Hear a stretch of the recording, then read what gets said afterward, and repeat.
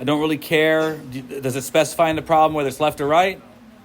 Then I generally go to the right every single time, so I'm going to change it and go to the left, just so we have to change our right-hand rule activity a little bit this time. Is there a particular one? Because didn't I give like a lot of different types of current here? Is there one that's harder than the rest? I think they're probably all about the same. I think there's like a linear. There's got to be a couple of different functional ones in there. Is that right? So which one do you want to do? I'm not doing all of them. Pick one. Oh my God. I didn't record any of that. So now I'm going to take this away at what velocity v, and the current is a constant. Okay. So I think we start by, ideally by figuring out what the flux is. This is a clear EMF problem. So we start by finding a way to calculate flux. And we've done this before, so I don't feel like I have to spend a lot of time on it. The magnetic field produced by the wire is based on how far away from the wire we are. And I will submit without proof that that's the relationship we're going to use. And I'm going to need a way to catalog where I am inside this loop as I'm doing the flux. So let's start by just recognizing that if this rectangle and this rectangle both represent different places inside the loop, each rectangle represents a position in the loop where the magnetic field is the same everywhere in that rectangle. Because the magnetic field decreases depending on how far away from the current wire I am, or the current carrying wire I am. Does that make sense so far? Any question about why I've made those choices? I will define R as being the perpendicular distance to where inside the loop I am. And dr is going to represent the thickness of that area, I guess. But the actual area, dA, is going to be WdR. That good? Any question about that? All right, good. So let's build the flux. Add up every piece of the magnetic field across all the area and take into account the direction between the magnetic field and the area. The magnetic field is into the screen. So the area is either into or out of the screen. So I think we can say into the screen and the angle 0 degrees. So I don't have to worry about the direction at all. I'm going to go ahead and sub in for the magnetic field mu naught I over 2 pi r, and sub in for the area W dr. I'm going to set my limits starting a distance L away and going to a distance 2L away. We all good? Excellent. I think we have a way to calculate the flux. Do you guys agree? All right. So, advance, we have to do an integral here.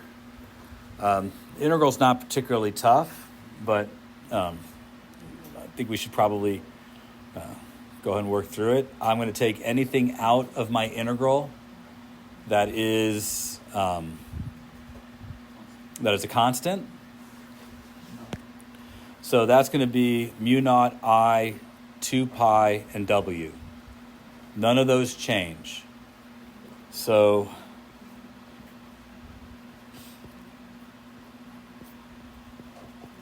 and then I'm going to have to integrate from L to 2L, 1 over R, dr. All that good? Now look,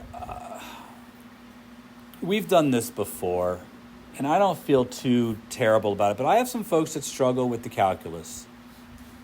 So I'm trying to be slow and diplomatic. I know that people who struggle with the calculus or have little experience with the calculus, even if they're in calculus, may not understand why I can pull all of those out. But remember, this is a summation. So truthfully, this term is being multiplied lots of different times for things that I am adding together. So I can pull it out front. But what's left are all the things that I actually have to find the integral for, and we already know the antiderivative of this. It's going to be the natural log of r, evaluated from L to 2L.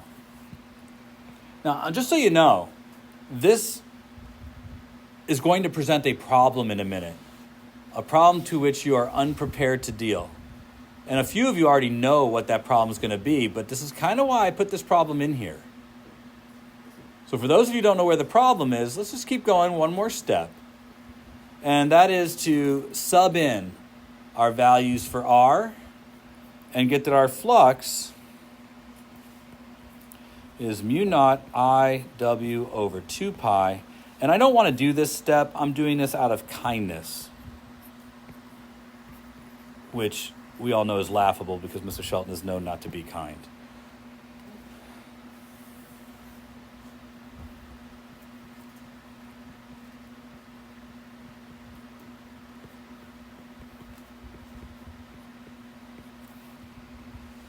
Okay. I would have skipped the step that was there, but here's why you're ill-equipped to do this problem at this moment. At this moment, this point in time, if you try to calculate the EMF, you're going to find that none of these values change with respect to time. Right? So what do you do? Is there no EMF produced? We know that that can't be true. Well, I'm sorry. I know that that can't be true. Do you know that that can't be true?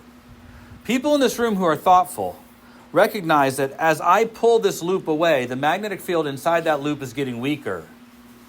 So there must be a change in flux. Therefore, there must be a current developed in that loop. How do I get there? It's not a secret. It's buried. It's hidden. It's there. You just have to see it. Now, Jeremy, do you have a question or do you have the answer? Well, I'm going to stop for a minute, and I'm happy to take your answer. But what I would like really for people to do is to look at what I did. I tricked you, and I did it on purpose. So the reason we have a problem is that I gave you a fixed starting distance that was proportional to the size of the rectangular loop. And that was true across all of the problems, which was fine for many of those problems until this moment. But although this stays the same, the moment I start to drag this loop away, this one changes, right?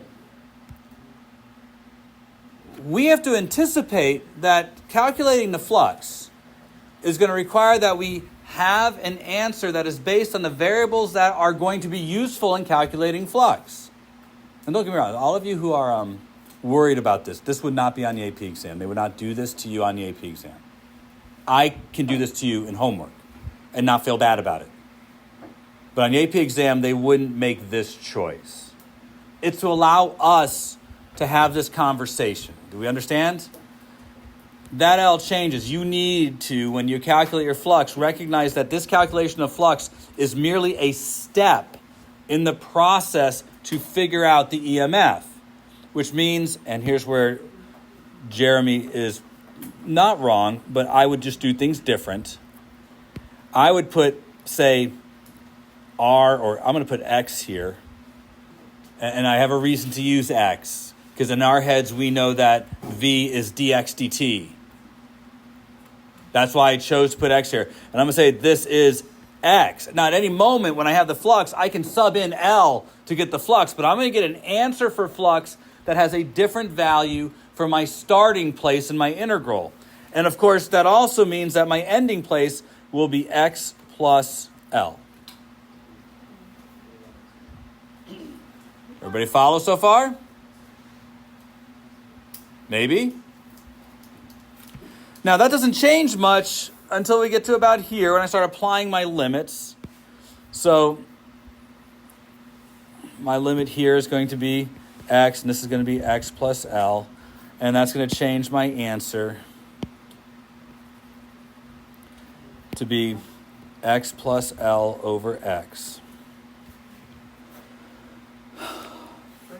Now, we do have something. Now, how you decide to do this, well, it's still math.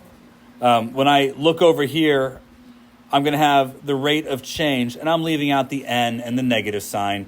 I think I can do that at this point. But I'll have mu naught I omega over 2 pi times the natural log of x plus L over x. There's a variety of ways you can go about doing this, but I think most of you probably know that you're looking at a u substitution when you take the derivative with respect to t. X is a variable that is changing with respect to t. So in your chain rule, you are likely to get your answer by doing your not u substitution. You're going to do chain rule. I'm sorry, chain rule. All of this passes outside the derivative, but you do have to take the derivative of this, which will produce a dx dt. That's where you sub in the velocity. Now, I don't want to get bogged down with math, and I have lots of mathletes in the room, students who are successful in being able to do calculus. I don't want to do the next part, not because I don't think it's a reasonable task, but because, quite frankly, it's a bore, and we could talk more about physics as opposed to what we have here, which is just taking the derivative, right? I do want to say something here to start this off with, that any time x shows up in your answer, you should sub back in L. Do you understand why that you should do that? Our original starting distance was L. If our answer has something to do with where that loop started, then x will appear somewhere in the answer, but our original starting distance was L. We put an x in here to recognize that that's a variable that is changing, but it did actually start at L. Does everyone understand why I'm saying all of that? So we are using a temporary variable, x, in being able to solve the problem and preserve the one part of this problem that is changing. That's what it's about. Now, if it were me, I might think about writing this as 1 minus L over x. I'm sorry, 1 plus L over x. When you take your derivative and then you use the chain rule, take the derivative of what's inside, that could potentially make your chain rule easier to do. But it's up to you. It's not a particularly hard derivative. And I do think we're going to be left with a residual x in our answer. Okay. Thoughts? Is that a sufficient explanation? I agree. I think this is very difficult. They weren't all this difficult, but I think this one was. Yes, sir.